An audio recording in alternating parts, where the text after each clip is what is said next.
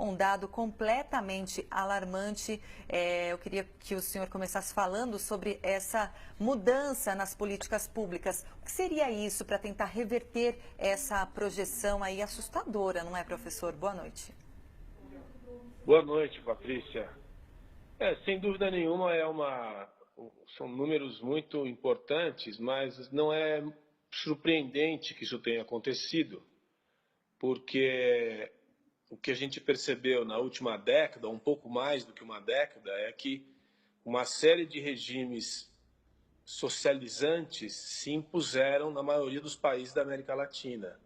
E, mais do que isso, o populismo político se impôs de tal maneira que criou aí uma fantasia de desenvolvimento, como diz o próprio relatório do PNUD, uma quantidade enorme de empregos de baixo índice de renda e dependentes de uma economia artificial criada por regimes populistas. É o que aconteceu no Brasil e, em maior escala e mais tragicamente, o que aconteceu na Venezuela, o que aconteceu na Bolívia, o que aconteceu no Equador e o que aconteceu num primeiro período no Peru, agora não mais. Então, em alguns países, você vê até na América Central, na Nicarágua, na Guatemala, e o resultado disso é que é o empobrecimento desses países e políticas públicas que têm que ser aplicadas, na verdade, são políticas públicas que respeitem a liberdade de empreender, de criar riqueza, de ganhar o seu próprio sustento e gerar desenvolvimento, e não estados paquidérmicos, gigantescos, ineficientes, que acabam acabando, né, que geram o desgaste da renda generalizada da sociedade, e o resultado final não podia ser outro que é esse, o empobrecimento generalizado. Você citou aí alguns países, então quer dizer, dentro da América Latina a gente pode dividir alguns países em situação melhor, outros em situação piores. Queria que você citasse um pouco a relação, a diferença entre os países. Quer dizer, existe desigualdade dentro do próprio bloco, é isso, né?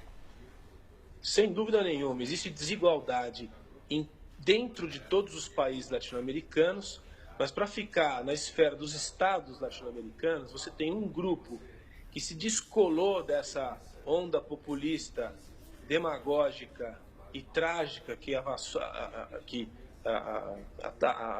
atacou o continente, que são o México, a Colômbia, o Peru atualmente e o Chile.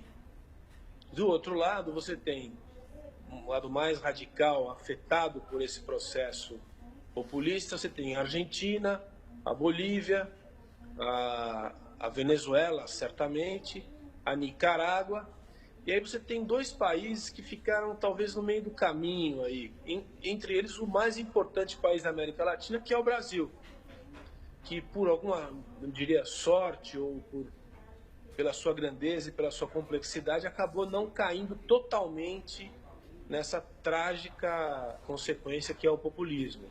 Mas as consequências parciais da demagogia e do Estado corrupto e perverso que se estabeleceu no Brasil, nós estamos vendo hoje com essa recessão de quase 3 anos na economia brasileira. O professor, falando sobre o Brasil, essa tendência de muitas pessoas voltarem à situação de pobreza e também miséria, será forte aqui no Brasil a longo prazo? O que a gente pode ver para frente, enxergando aqui o nosso país? Olha, em primeiro lugar, eu quero deixar bem claro uma coisa que é quase urgente para quem gosta do Brasil e ainda acredita no Brasil. O Brasil tem mais 15 anos para tentar enriquecer antes de ficar velho. A pirâmide demográfica brasileira já está no limite da sua população em idade de trabalhar, e daqui a 15, 20 anos começa a população a envelhecer e não tem uma renovação, não tem a pirâmide etária não é mais uma pirâmide, ela é uma coluna. E isso impede que o Brasil consiga enriquecer a partir daqui 15, 20 anos. Ou seja, a nossa última chance de enriquecer, de alguma maneira, ou deixar de ser menos pobre, é agora, na próxima década. Isso vale para alguns outros países, mas para o Brasil em especial. Então, assim, a gente tem quase que uma obrigação moral e cívica de enfrentar todos esses problemas do Estado gigante, ineficiente e corrupto que o Brasil construiu, para tentar reverter um processo que deu nessa situação que a gente se encontra de 14 milhões de desempregados. Não é coincidência que 14 milhões de desempregados, se você transferir mais ou menos para famílias de 3 ou 4 pessoas, você chega num número semelhante a 40 milhões, que é exatamente o número que o governo anterior se vangloriava de ter tirado da miséria durante o período em que governou. Você veja que como coincide muito com o relatório que as Nações Unidas apresentaram, né? Professor, a ONU também ressaltou há pouco tempo atrás, e dá para a gente tentar fazer uma relação com os números divulgados hoje, sobre os números do trabalho infantil. 168 milhões de crianças em todo o mundo trabalham, metade delas com situações aí perigosas, colocando a vida em risco. Então, a gente pode fazer uma associação em relação a esse movimento de pessoas voltando à situação de pobreza, miséria, com o aumento do trabalho infantil? Sem dúvida nenhuma. O que existe na América Latina, em particular, é um programa legal, né, uma série de aspectos, inclusive constitucionais, no caso do Brasil, que protegem a criança, tem estatuto da criança, né, impedem que o menor trabalhe, etc.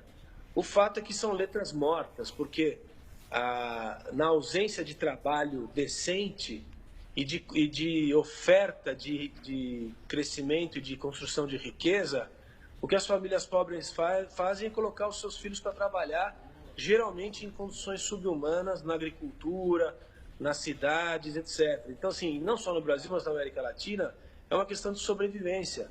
A relação é direta entre crianças trabalhando ou jovens trabalhando abaixo dos 18 anos com o aumento da pobreza. Isso é quase uma obviedade. E isso é, com toda certeza, resultado de políticas públicas centralizantes, ineficientes, impeditivas de emprego de qualidade. O que eu quero dizer com isso? Os governos, inclusive o do Brasil, principalmente o do Brasil, transformaram o trabalho legal e contratado numa atividade extremamente cara. São tantos os custos que existem para você ter um trabalhador na sua empresa que as empresas não contratam mais.